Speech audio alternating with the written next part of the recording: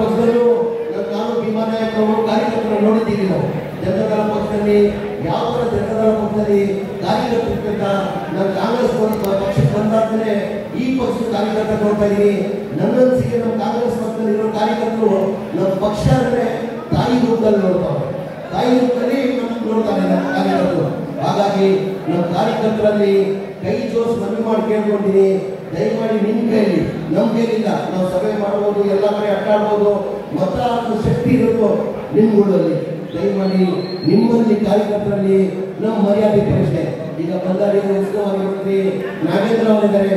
ನಾಗೇಂದ್ರ ಅವರ ಇನ್ನೊಂದು ಸಭೆಗೆ ಹೋಗಿದ್ದು ಸಭೆ ಇತ್ತು, ಆ ಸಭೆಯಲ್ಲಿ ಹೇಳ್ತಾ ಇದ್ರು, ಇಲ್ಲ ಈ ಬಾರಿ ನಾವು ಬಳ್ಳಾರಿ ವಿಜಯನಗರದಿಂದ ಹೆಚ್ಚಾಗಿ ನಾವು ಬಳ್ಳಾರಿಯಲ್ಲಿ ಮತ ಜಾಸ್ತಿ ತಗೊಳ್ತೀವಿ ಅಂತ ನನಗೊಂದು ಸವಾಲನ್ನು ಹಾಕಿದ್ರು.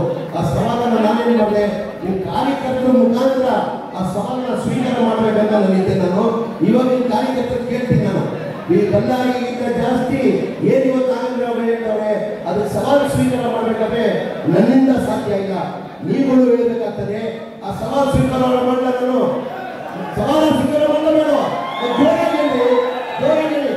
ಅಂದ್ರೆ ಇವತ್ತು ಸವಾಲು ಸ್ವೀಕಾರ ಮಾಡಿ ಆಯ್ತು ನಾಗೇಂದ್ರ ಸಾಹೇಬ್ರೆ, ನಾವು ಸವಾಲನ್ನ ಸ್ವೀಕಾರ ಮಾಡಿ ನಿಮ್ಮ ಬಳ್ಳಾರಿಗಿಂತ ಹೆಚ್ಚಾಗಿ ನಾವು ನೀಡ್ಕೊಡ್ತೇವೆ, ನಾವು ಹೇಳ್ತೀವಿ, ನಾವು ಕೊಡ್ತೀವಿ, ಏನಪ್ಪ ನೀವು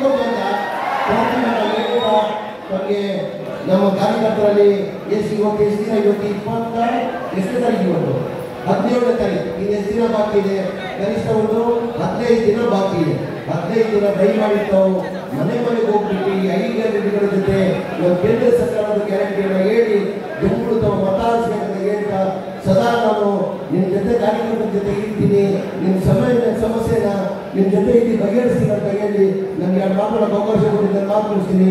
ಜೈ ಹಿಂದ್, ಜೈ ಕರ್ನಾಟಕ, ಜೈ ಕಾಂಗ್ರೆಸ್. ಧನ್ಯವಾದಗಳು. ಈಗ ಸಭೆ